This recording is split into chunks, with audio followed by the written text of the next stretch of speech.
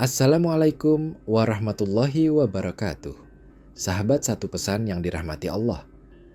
Selamat datang kembali di channel yang senantiasa menemani perjalanan spiritual dan menambah wawasan kita.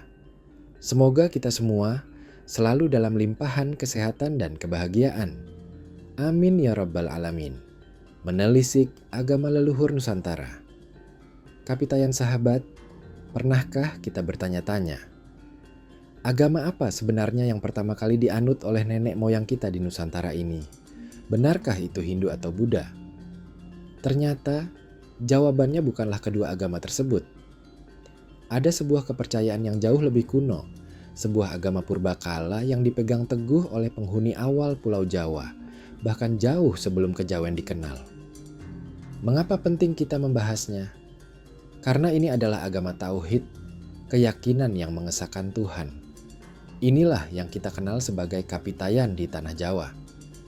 Sejarah dan esensi Kapitayan agama Kapitayan telah mengakar di Jawa sejak era prasejarah, melewati masa Paleolitikum, Mesolitikum, Neolitikum, hingga era Megalitikum. Kapitayan adalah bentuk monoteisme asli Jawa, sebuah persembahan yang diwariskan dan diamalkan secara turun-temurun oleh leluhur masyarakat Jawa. Dulu, ketika ditanya apa agama mereka, jawabannya sederhana. Agama kami adalah agama dari nenek moyang orang Jawa. Masyarakat setempat juga lazim menyebutnya agama kuno Jawa, agama monoteis Jawa, atau agama asli Jawa. Berbeda dengan kejawen atau ajaran Jawa lain yang bersifat non-monoteistik, Kapitayan ini murni monoteis, yaitu hanya percaya kepada satu Tuhan yang Maha Esa.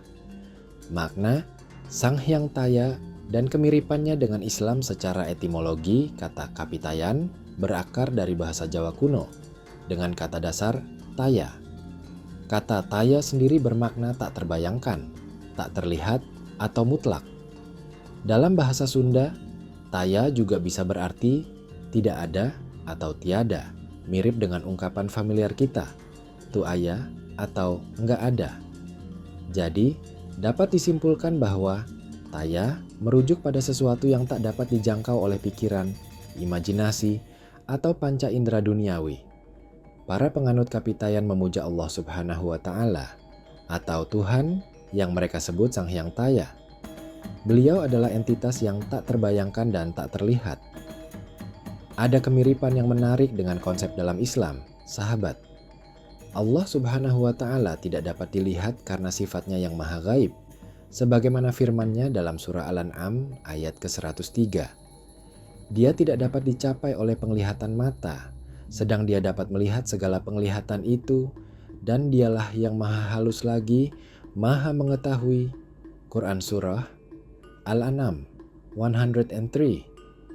Dunia ini bagi kita adalah tempat di mana kita berjuang, merasakan kesedihan, dan memikul beban hidup.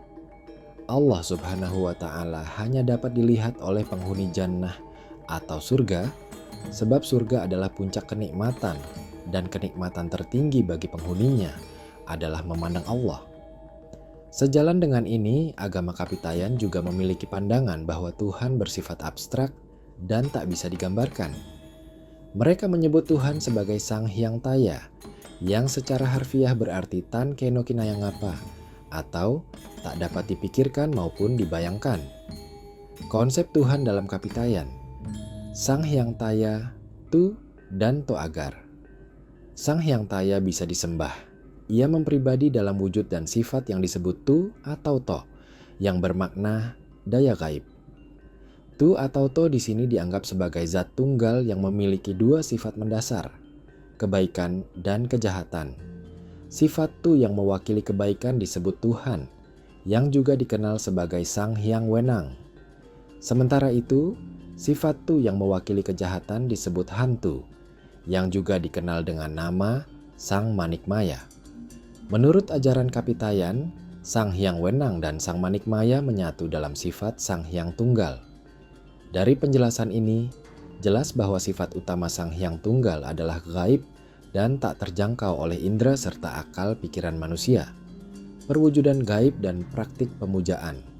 Karena sifatnya yang gaib, diperlukanlah sarana yang bisa ditangkap oleh indera dan alam pikiran manusia.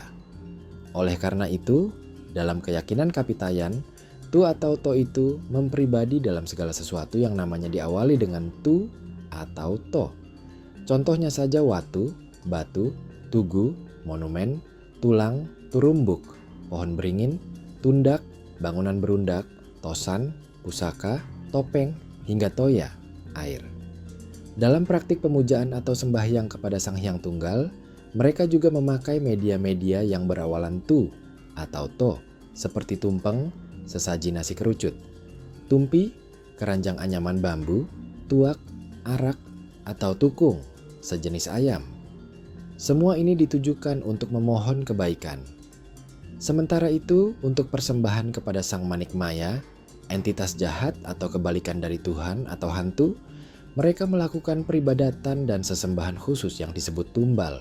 Jadi, kekuatan Sang Hyang Taya atau sebutan untuk Tuhan mereka diyakini terwakili di berbagai tempat seperti batu, monumen, pohon, dan banyak lokasi lainnya.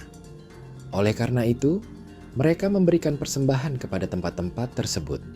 Namun, bukan berarti mereka menyembah batu, pohon, atau apapun itu, melainkan mereka melakukannya sebagai bentuk pengabdian kepada Sang Hyang Taya yang kekuatannya diwakili di semua tempat itu. Hal ini memiliki kemiripan dengan Islam, sahabat. Ketika kita sholat menghadap Ka'bah, itu bukan berarti kita menyembah Ka'bah. Ka'bah hanyalah arah atau monumen untuk sholat. Lalu, mencium Hajar Aswad juga bukan berarti kita menyembah batu, melainkan hal itu dilakukan karena Rasulullah Shallallahu Alaihi Wasallam juga melakukannya.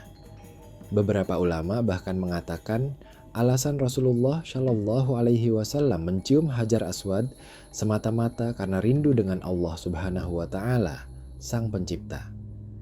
Sebagai catatan penting, agama Kapitayan ini juga tidak mengenal dewa-dewa seperti yang ada dalam agama Hindu. Agama kuno ini adalah salah satu subjek penting yang dipelajari dalam kajian arkeologi. Peninggalan arkeologis seperti dolmen, menhir, dan sarkofagus di berbagai wilayah mengindikasikan keberadaan agama kuno di tempat-tempat tersebut. Namun, para sejarawan Belanda sering keliru mengidentifikasi agama Kapitayan ini sebagai animisme dan dinamisme. Mereka berpandangan demikian karena melihat praktik pemujaan terhadap pohon, batu, dan makhluk halus dalam Kapitayan. Bahkan, menurut Mahuan, seorang Muslim Tiongkok abad ke-15, persembahan dengan benda-benda semacam itu digolongkan sebagai praktik yang tidak beriman. Ini semua terjadi karena mereka tidak memahami bahwa Kapitayan sebenarnya tidak menyembah benda-benda tersebut. Sesungguhnya, Kapitayan ini lebih menyerupai agama ketauhidan daripada sekadar animisme, dinamisme. Sebutan animisme dan dinamisme muncul karena secara fisik, ritual yang dilakukan penganut Kapitayan tampak seperti penyembahan terhadap benda-benda. Secara sederhana, mereka mengartikan penyembahan benda-benda itu sebagai pemujaan terhadap kekuatan benda itu sendiri. Padahal, ajaran asli Kapitayan justru tidak menyembah benda sebagai kekuatan mutlak. Benda-benda yang ada dalam ritual keagamaan, seperti pohon, batu, dan mata air, hanyalah beberapa perwujudan dari kekuatan maha tinggi Sang Hyang Taya. Karena Sang Hyang Tunggal dengan dua sifatnya bersifat gaib, maka untuk memujanya dibutuhkanlah sarana-sarana yang bisa didekati oleh panca indera dan alam pikiran manusia. Konsep ajaran agama yang begitu lengkap ini terasa terlalu diremehkan jika hanya dianggap sebagai pemujaan animisme, sebagaimana yang banyak diceritakan dalam buku-buku sejarah yang beredar saat ini.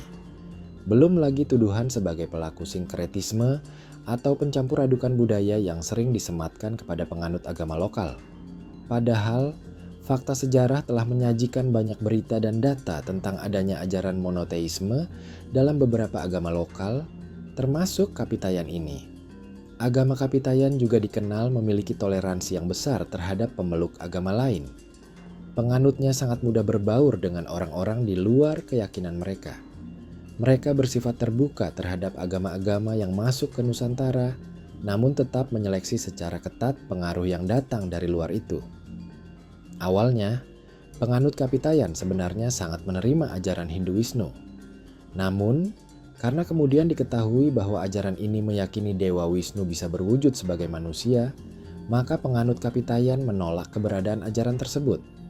Sementara itu, Hindu Shiva diterima karena memiliki pandangan bahwa Tuhan tak dapat berwujud layaknya manusia, sesuai dengan konsep Kapitayan yang menganggap Tuhan itu Maha Tunggal dan tak berwujud dalam pandangan panca indera. Pada awalnya, agama Islam sempat ditolak masuk ke Nusantara karena penganut Kapitayan mendengar bahwa Allah atau Tuhan duduk di atas arsy.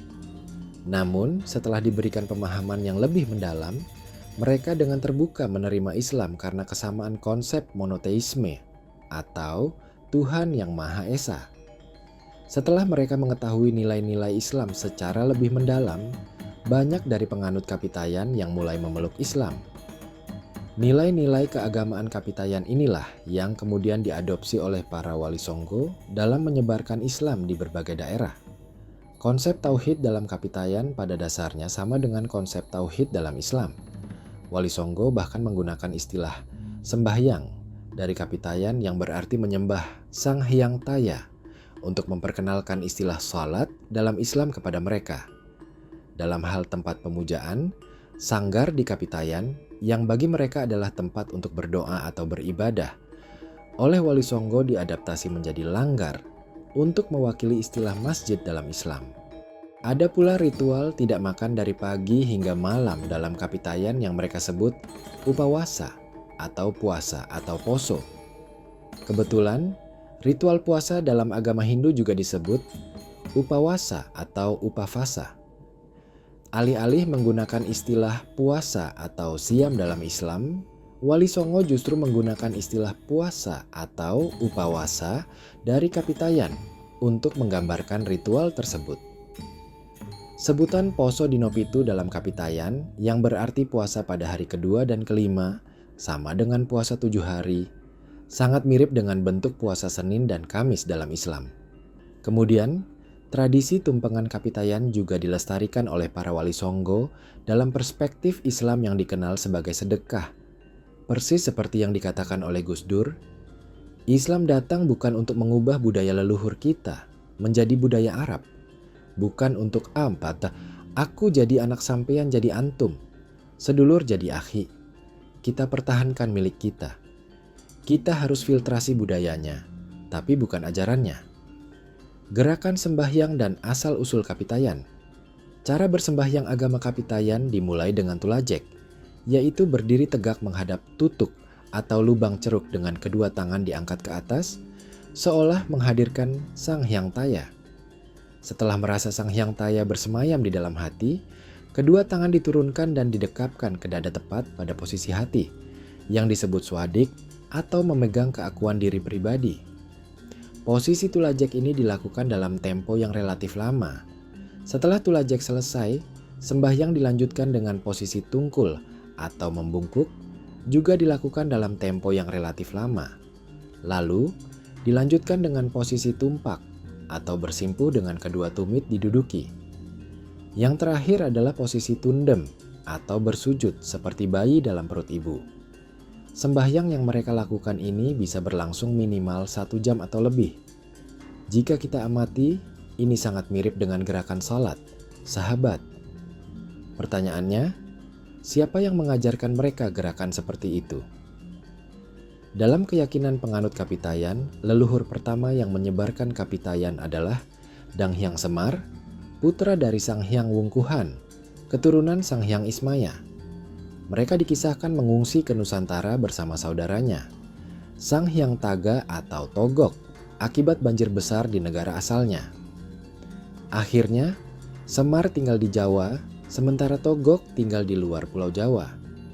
Tokoh-tokoh idola dalam ajaran Kapitayan seperti Dang Hyang Semar, Kiai Petruk, Nalagareng, dan Bagong dimunculkan sebagai punakawan yang memiliki kekuatan adikosrati yang mampu mengalahkan dewa-dewa dalam Hindu. Jika kita lihat dari silsilah Semar dalam kitab Paramayoga dan Pustaka Raja Purwa, di sana tertulis bahwa keturunan berawal dari Nabi Adam, kemudian Nabi Shits, persis apa yang dipercayai oleh agama-agama Abrahamik, yaitu bahwa nenek moyang manusia adalah Adam, manusia sekaligus nabi pertama di muka bumi yang kemudian dilanjutkan oleh anaknya, yaitu Nabi Syits, lalu Nabi Idris, dan seterusnya. Besar kemungkinan praktik sembahyang yang mirip gerakan sholat tadi diajarkan sejak nenek moyang mereka, yaitu sejak Nabi Adam. Ini berarti, sejak awal manusia diciptakan, telah ada yang namanya sholat, meskipun pada akhirnya cara-cara itu telah disempurnakan oleh Rasulullah Shallallahu Alaihi Wasallam. Wallahu a'lam bishawab. Semoga kisah ini bermanfaat. Lebih dan kurangnya mohon dimaafkan. Yang benar datangnya dari Allah Subhanahu wa Ta'ala, khilaf atau keliru itu datangnya dari saya pribadi sebagai manusia biasa. Sampai ketemu di kisah-kisah seru yang penuh makna selanjutnya. Wassalamualaikum warahmatullahi wabarakatuh.